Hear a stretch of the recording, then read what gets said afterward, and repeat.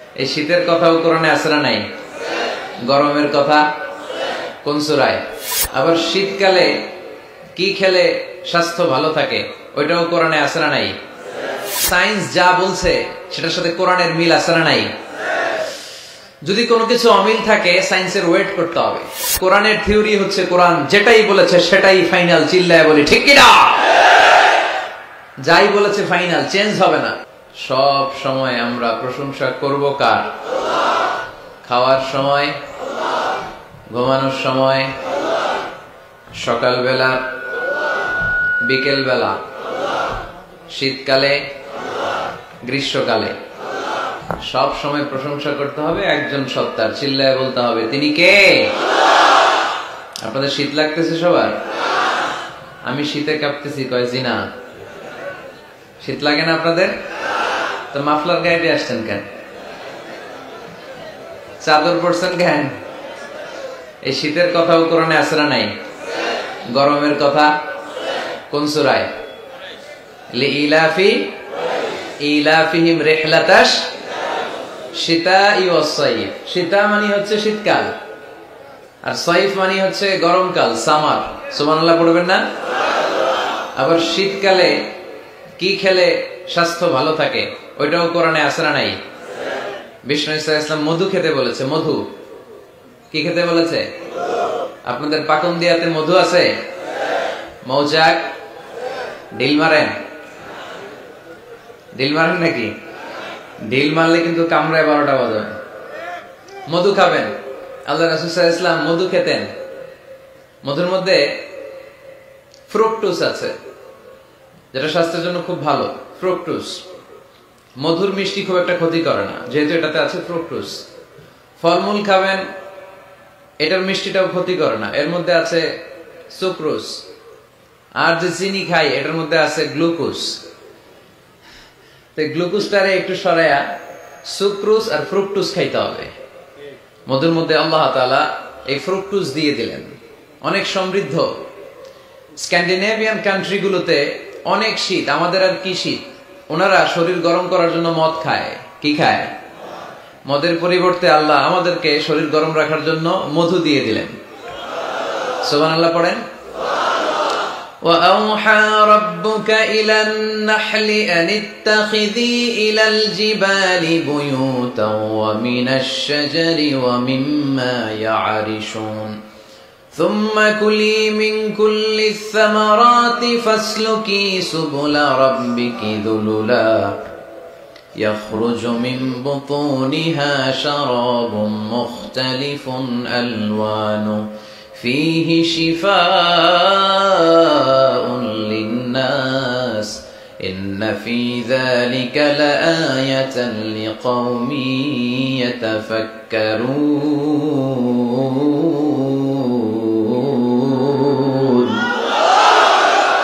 إن في ذلك لآية।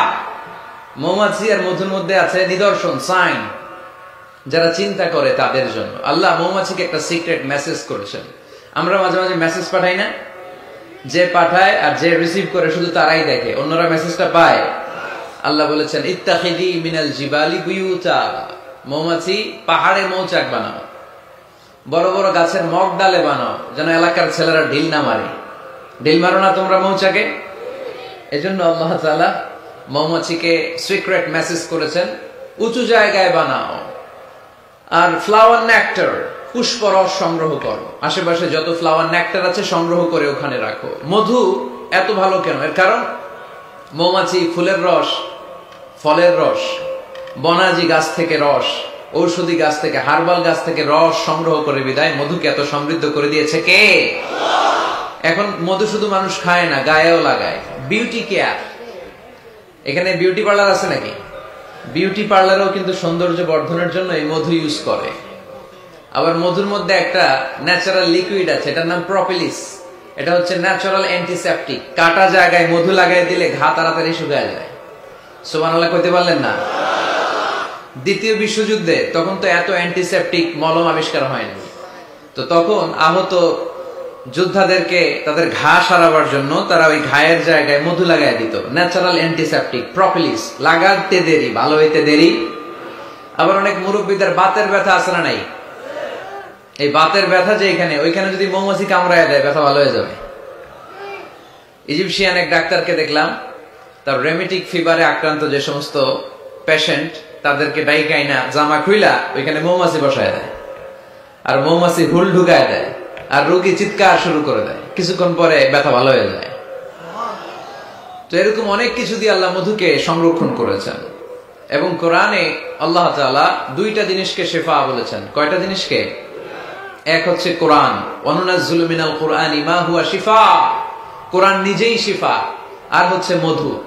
মধু আর কোরআন এই দুইটা ছাড়া আর কোন জিনিসের ক্ষেত্রে আল্লাহ শিফা শব্দ ব্যবহার করে নাই। চিল্লায় পড়েন সুবহানাল্লাহ।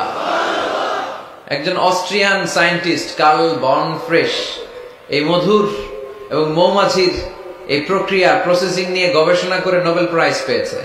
সে একটা বই লিখেছে, দ্য ডান্সিং বিজ, কেমন করে মৌমাছির মৌচাক বাঁধে এখানে আর পুষ্পরস সংগ্রহ করতে যায় 5 মাইল 6 মাইল দূরে, আবার রাস্তাটা চিনে ইলেকট্রোম্যাগনেটিক পাওয়ারের মাধ্যমে আবার ওই মৌমাছির ওই মৌচাকে ফিরে আসে। এই বিশাল পথ পাড়ি দিয়ে যে আসে আর যায়, এই মৌমাছির রাস্তাটা চিনাই দিল কে? আসল কারিগরটা কে? আল্লাহ। এবং তিনি গবেষণা করে পেয়েছেন আমাদের পেটের ভেতরে পাকস্থলী একটা, কিন্তু মৌমাছির ভেতরে পাকস্থলী দুইটা। সে মধু সংগ্রহ করে ওইটা এনে মৌচাকে রেখে দেয় না, মধু সংগ্রহ করে ওটা খেয়ে ফেলে। খেয়ে একটা স্পেশাল স্টোমাকের মধ্যে এক ধরনের এনজাইম আছে, পাচক রস দিয়ে এটাকে সমৃদ্ধ করে।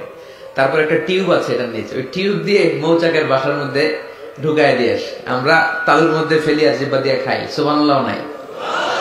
খাওয়ার পরে আলহামদুলিল্লাহ নাই? আহা, এই যে পুরো প্রক্রিয়াটা, এটা আল্লাহ সিক্রেট মেসেজের মাধ্যমে মৌমাছিকে জানিয়ে দিয়েছে। আর আল্লাহ বলেছে ইত্তাখিদি মিনাল জিবালি বুয়ুতা। উলামায়ে কেরাম যারা আছেন তারা জানেন ইত্তাখিদি শব্দটা মুয়ান্নাস, নারীর জন্য ব্যবহার হয়, আর পুরুষের জন্য ব্যবহার হয় ইত্তাখিজ। আল্লাহ ইত্তাখিজ ব্যবহার করেননি, আল্লাহ ব্যবহার করেছেন ইত্তাখিদি। তার মানে নারী মৌমাছিকে অর্ডার করেছেন। এই কার্ল বর্নফ্রিশ অস্ট্রিয়ান সায়েন্টিস্ট, উনি অনেক গবেষণা করে দেখলেন একটা মৌচাকের ভেতরে অন এন এভারেজ 60,000 মৌমাছি থাকে। এই পুরো মধু আহরণ আর প্রিজার্ভেশনের কাজটা যেই মৌমাছিটা সংরক্ষণ করে, এটা পুরুষ মৌমাছি নয়, এটা নারী মৌমাছি। পড়েন সুবহানাল্লাহ। তার মানে সায়েন্স যা বলছে সেটার সাথে কোরআনের মিল আছে না নাই? যদি কোনো কিছু অমিল থাকে, সায়েন্সের ওয়েট করতে হবে। কি করতে হবে? Science should wait until they get their final and the latest invention and discoveries.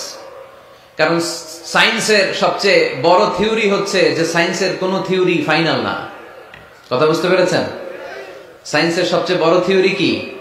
যে সায়েন্সের কোনো থিওরি ফাইনাল না। কিন্তু কোরআনের থিওরি হচ্ছে কোরআন যেটাই বলেছে সেটাই ফাইনাল। চিল্লায় বলি ঠিক কি না? যাই বলেছে ফাইনাল, চেঞ্জ হবে না। এজন্য সায়েন্সের ওয়েট করতে হবে। কারণ একটা সময় সায়েন্স বলতো সূর্য ঘোরে, পৃথিবী ঘোরে না। তারপর কিছুদিন পরে বললো না, আগে যেটা কইছি ভুল কইছি, পৃথিবী ঘোরে, সূর্য ঘোরে না। এখন স্বীকার করতেছে না, আগে যা বলছি সবই ভুল। এখন আমরা পেয়েছি সব ঘুরে, সব ঘুরে। তো ওরা ওই যে পানি ঘোলা করে খায় আর কি, গাধার মতো। কিন্তু ওরা 3 ধাপে অ্যানাউন্সমেন্ট করে যেটা পেয়েছে, 1500 বছর আগেই কোরআন সেটা অ্যানাউন্স করেছে। ওয়া কুল্লুম ফি ফালাকি ইয়াসবাহুন। এই মহাবিশ্বে যা আছে সবকিছুই তার অক্ষে আর কক্ষে ঘুরে বেড়াচ্ছে। চিল্লায় পড়েন আল্লাহু আকবার। এজন্য বেশি বেশি মধু খাবেন। রাজি আছেন তো? আবার জান্নাতে যখন আপনারা যাবেন, আপনাদের জন্য মধুর ঝর্ণা দিবে কে? আসালুম মুসাফফা, 4 ধরনের পানির ঝর্ণা। আনহারুম মিন মাইন গায়রি আসিন, মিনারেল ওয়াটারের ঝর্ণা। আনহারুম মিন লাবানিন লাম ইয়াতাগায়্যার তা'মুহু, দুধের ঝর্ণা।